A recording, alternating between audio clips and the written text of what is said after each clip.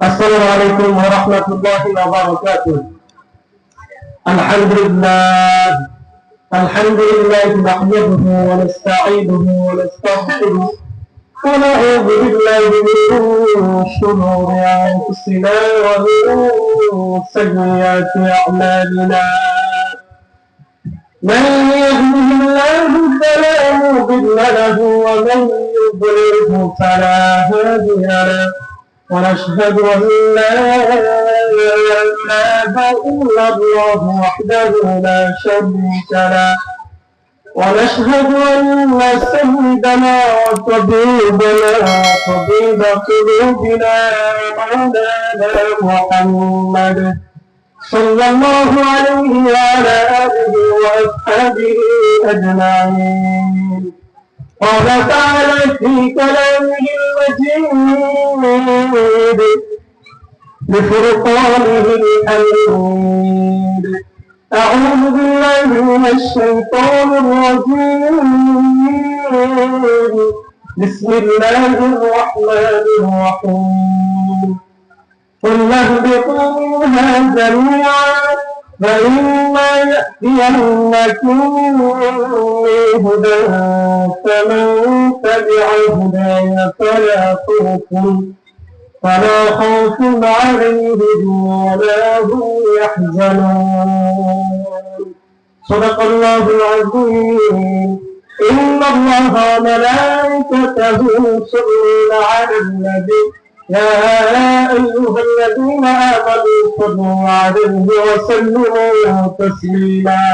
بلغ الله كماله كشفت بداه جماله حسنت جميع خصاله. صلوا عليه وآله. हर घरे देने कुतु तैयार है, हर घरे देने कुतु तैयार है, जो न मांगे उससे तो बेजार है। अल्लाह अल्लाह की मुबारक काम है, अल्लाह अल्लाह आशिकों का काम है, अल्लाह अल्लाह क्या मुबारक काम है, अल्लाह अल्लाह आशिकों का काम है।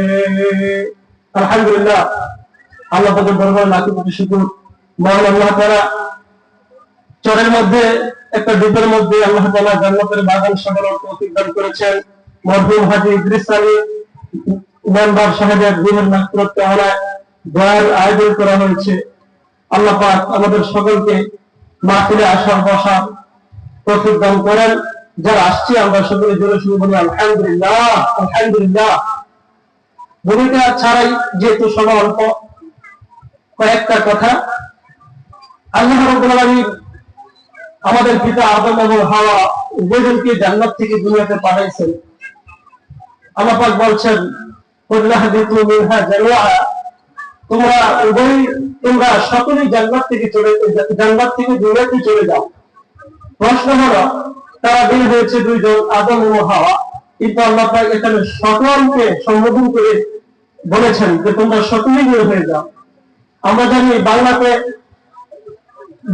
বচন এক বচন আর বহু বচন হয়, ইংরেজিতে ঠিক তদ্রুপ এক বচন এবং বহু বচন হয়, দ্বিবচন বাংলাতে এবং ইংরেজিতে নাই।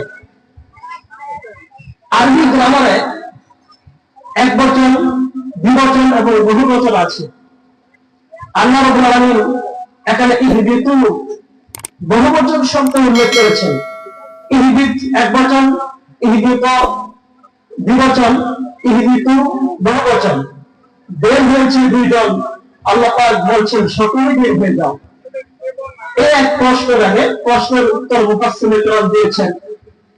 মুফাসসিরিনে কেরাম লিখেছেন যে আদম ও হাওয়া তারা জান্নাত থেকে সরাসরি বের হয়েছে, আর আমরা গোটা বলি আদম এবং হাওয়ার মাধ্যমে জন্ম হওয়ার মাধ্যমে তারা জান্নাত থেকে বের হয়ে আসছে। সুতরাং আল্লাহ তাআলা এদিকে লক্ষ্য করে আল্লাহ পাক বলছেন যে কুল্লাহবিতু মিনহা জামিআ, তোমরা সকলেই জান্নাত থেকে বের হয়ে যাও। আদম এবং হাওয়া এবং এদের মধ্যে কিয়ামত পর্যন্ত যত বনি আদম আছে সকলেই জান্নাত থেকে বের হয়ে যাও। জান্নাত থেকে বের হওয়ার সময় আল্লাহ পাক ঘোষণা করে দিয়েছেন, ও আদম ও হাওয়া শুনো, এবং তোমাদের সন্তানদেরকে লক্ষ্য করে বলছি, তোমরা সকলেই জান্নাত থেকে বের হয়ে যাও। শুনে রাখো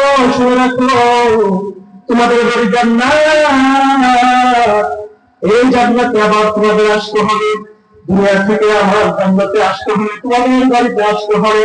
তোমাদের একটা রাস্তা অবলম্বন করতে হবে, একটা পথ চলতে হবে, ভিন্ন পথে চলা যাবে না।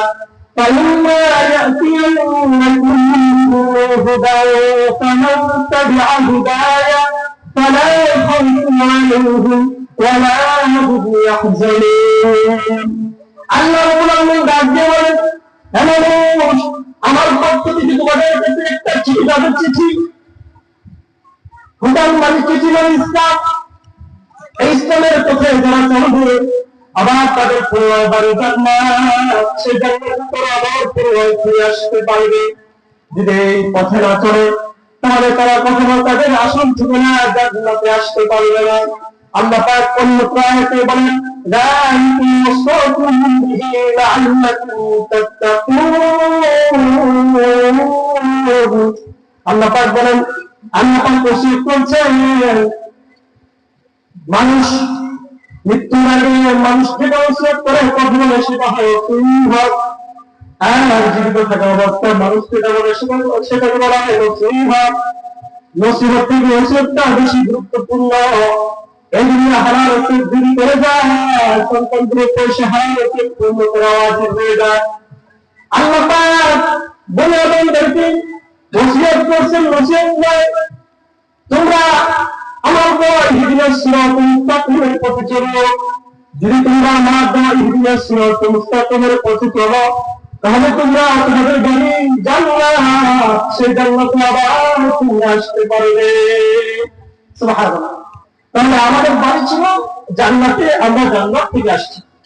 জান্নাতে আবার জান্নাতে যেতে হলে আল্লাহর দেওয়া একটা পথ, সে পথের নাম হলো সিরাতুল মুস্তাকিম।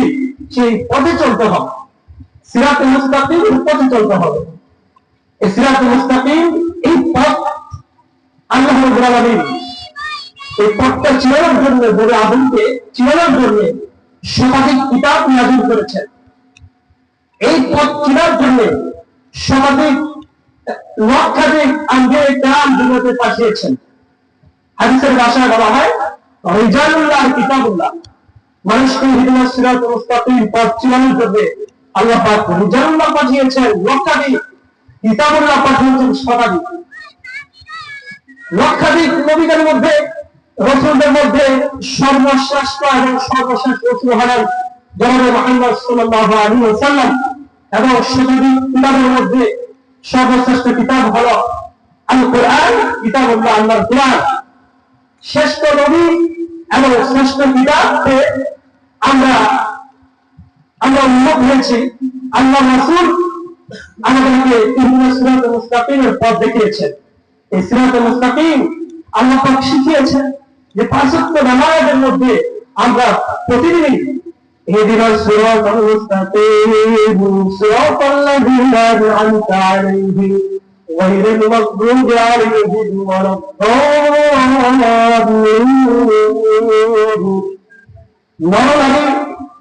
দিবারাত্রি 32 রাকাত নামাজ পড়া মুমিনের উপরে আল্লাহ পাক অবধারিত করেছেন।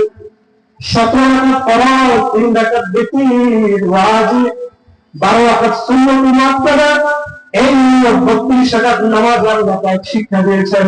ইহদিনাস সিরাতাল মুস্তাকিম, জান্নাতের পথ সিরাতাল মুস্তাকিম তোমরা আমি আল্লাহর কাছে নামাজের মধ্যে চাও। মুমিনের যত অবস্থা হইতে পারে, দাঁড়ানো অবস্থায়, ব্যবসায়িক অবস্থায়, বসা অবস্থায়, অবস্থায়, যত অবস্থা হতে পারে, মুমিনের সবচেয়ে বড় অবস্থা হলো নামাজের অবস্থা। নামাজের সময় মুমিন আল্লাহর সঙ্গে কথা বলে। আল্লাহ পাক শিক্ষা দিয়েছেন, বান্দা দুনিয়ার কারো কাছে সিরাতুল মুস্তাকিম, আমি মানুষের কাছে তোমরা যাও সিরাতুল মুস্তাকিম। এই জন্য মালিক নামাজের মধ্যে সিরাতুল মুস্তাকিম করার জন্য আল্লাহ পাক নামাজের মধ্যে সূরা ফাতিহার মধ্যে সিরাতুল মুস্তাকিম ঢুকিয়ে দিয়েছেন। সিরাতুল মুস্তাকিম আমাদের নবী শিক্ষা দিয়েছেন। সিরাতুল মুস্তাকিম কিতাব কোরআনের মধ্যে রয়েছে। অন্যত্র আল্লাহ বলেন وعلى صراط مستقيم فاتبعوه ولا تتبعوا السبل فتفرق بكم عن سبيله ذلكم وصاكم به لعلكم تتقون আল্লাহ পাক বলেন এটা আমার সিদ্ধান্ত فاتبعوه তোমরা সিদ্ধান্তে চলো ওরা تتبعوا السبل বাঁকা রাস্তায় তোমরা চলে না। যদি তোমরা বাঁকা রাস্তায় চলো তাহলে জাহান্নামে যাইবা।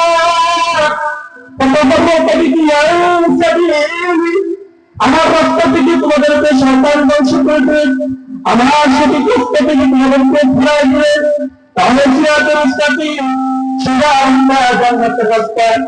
এই সিরাতুল মুস্তাকিমের রাস্তাটা রাসূল সাল্লাল্লাহু আলাইহি ওয়াসাল্লাম সাহাবায়ে কেরামদেরকে দুইভাবে বুঝিয়েছেন।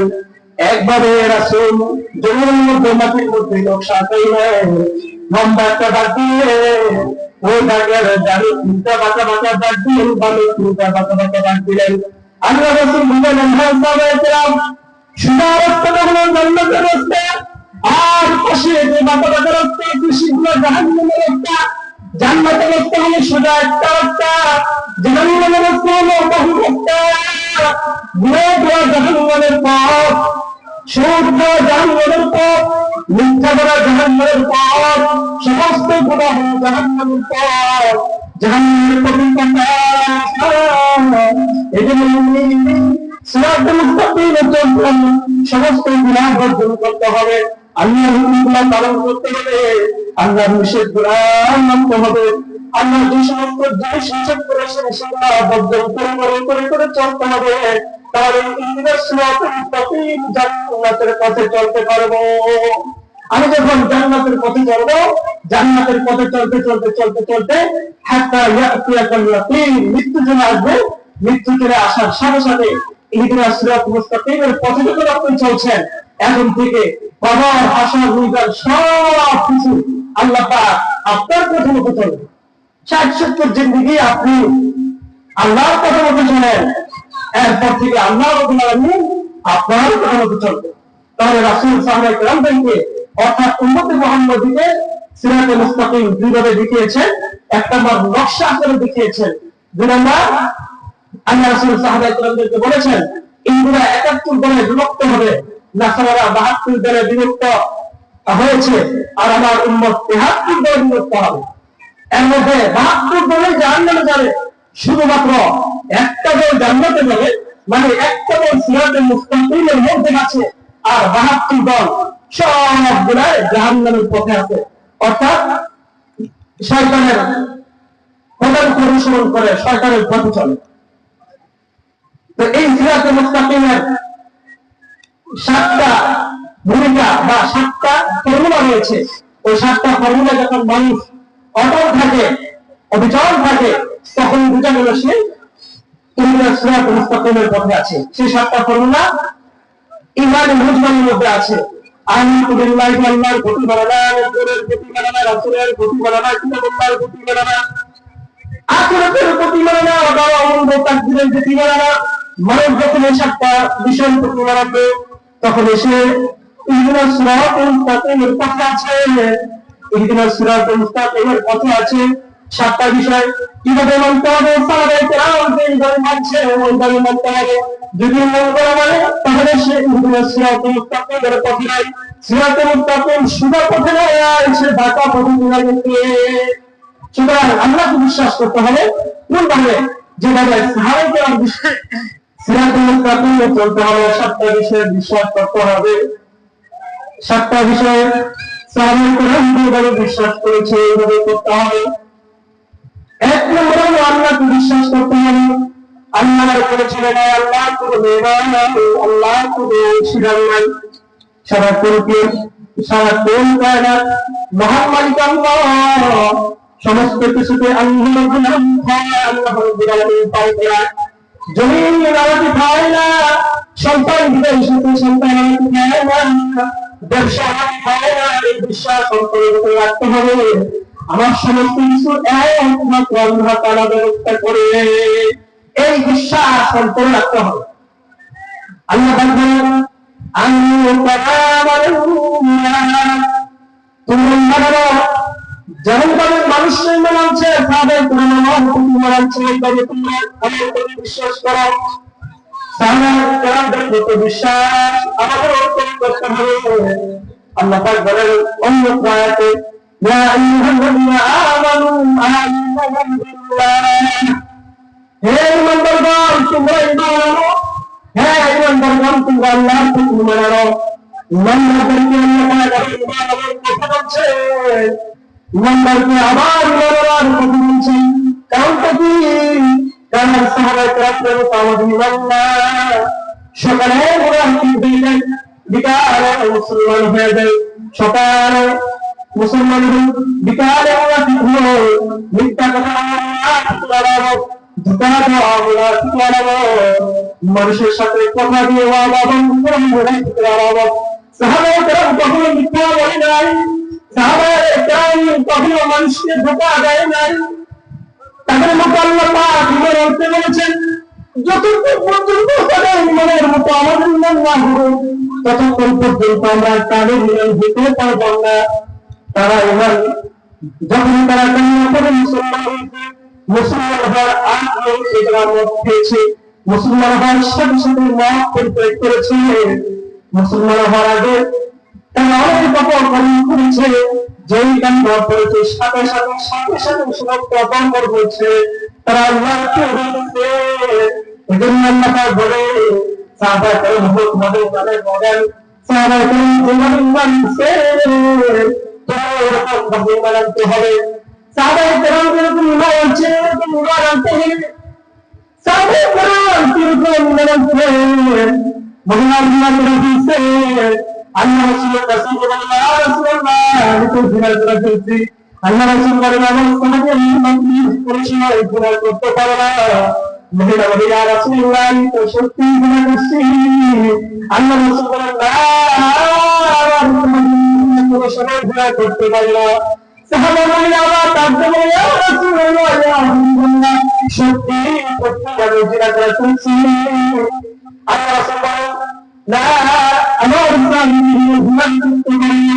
মহিলা বলে ইয়া রাসূলুল্লাহ ইয়া হাবিবাল্লাহ জিনা করতে আমার পেটে বাচ্চা চলে আসছে, আমার ভিতর করে আল্লাহ ডাক দিয়ে তোমার পেটে সন্তান চলে আসছে, তুমি অপরাধী, তোমার সন্তান করে যাও 10 মাস পরে তুমি আসবে, সন্তান প্রসব করে তুমি আসবে। মহিলা বাড়িতে চলে গেল, গুনাহ করছে কিন্তু করতে পারতেছে না। মহিলা হাজার প্রেশানির মধ্যে ডুবে গেছে, খাওয়া দাওয়া বন্ধ করে দিয়েছে, ঠিকভাবে 10 মাস 10 দিন পরে যখন বাচ্চা হয়েছে, মহিলা সন্তানকে তুলে ইয়া রাসূল সাল্লাল্লাহু আলাইহি ওয়াসাল্লাম আমার সন্তান ভূমিষ্ঠ হয়ে গেছে, আমার সাথে কোনো সম্পর্ক নাই, ইয়া রাসূলুল্লাহ আপনি আমার বিচার করেন, ইয়া রাসূলুল্লাহ আপনি আমার বিচার করেন। রাসূল বললেন মহিলা তোমার বুকের মধ্যে আল্লাহ তাআলা সন্তানের জন্য দুধ রাখছে, 2.5 বছরের খাদ্য রাখছে, যাও যাও সন্তান হওয়ার কারণ করে 2.5 বছর পরে তুমি আসবে। মহিলা সন্তানকে সন্তান আস্তে আস্তে আস্তে আস্তে খাবার খাওয়ার শিখিয়ে দেবো। যেই সন্তান টুকটাক করে রুটি খাইতে পারে, একটু একটু রুটি খাইতে পারে, মহিলা তার সন্তানকে গান ধরে হাঁটতে হাঁটতে হাঁটতে রাসূলের সামনে চলে আসছে। ইয়া রাসূলুল্লাহ ইয়া হাবিবাল্লাহ এই জবান সন্তান আমার বুকের কোনো প্রয়োজন নাই, আমার জীবন শক্তি দান করে। আল্লাহ রাসূল সাহাবায়ে কেরামদেরকে বলে দিলেন যাও এই পয়সাটাকে একটা ময়দানে নিয়ে যাও, ঘোষণা করে দাও জীবন শক্তি হবে। নির্দিষ্ট সময়ে সমস্ত সাহাবায়ে কেরাম মাঠের মধ্যে উপস্থিত, পাথর মুক্ত করা হলো। কোনো মহিলা আর জিনা করে শক্তি পাওয়া যায়, 4টা শক্তি পাওয়া যায়। তাহলে শিরকের বিধান হলো তাকে পাথর মেরে মেরে মেরে মেরে হত্যা করে দেওয়া। এটা হলো আল্লাহ তাআলার বিধান। আয-যানিয়াতু ওয়াজ-যানি, জিনা করে এবং পুরুষ এবং নারী যদি জিনা করে এবং তারা যদি অবিবাহিত হয় তাহলে 100 করতে হয়। আর যদি বিবাহিত হয় তাহলে উচ্ছেদ করে তাদেরকে শহীদ করতে হয়। পঞ্চমকারী মহিলা মাঠের মধ্যে নিয়ে সাহাবারা একের পর পাথর নিক্ষেপ করতে শুরু করলো। এক পর্যায়ে পাথরের আলোতে এক সাহাবী বলে, হায় হায় আমার সন্তান আনন্দ হয়েছে, একটা জিনাতি মহিলা রক্ত আমার গায়ে রাখতে। আল্লাহ রাসূল এই কথা শুনে ফেলেছেন। আল্লাহ কান পর্যন্ত পৌঁছায় দিয়েছেন।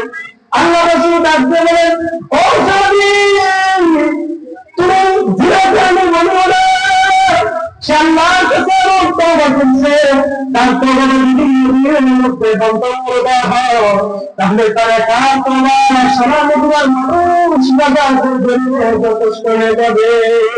সুবহানাল্লাহ, এই পরিমাণ তওবা হয়ে গেছে। তোমরা বলেন ভাই, আল্লাহর প্রতি বিশ্বাস স্থাপন করতে হবে, সকল গুনাহ পরিহার করতে হবে।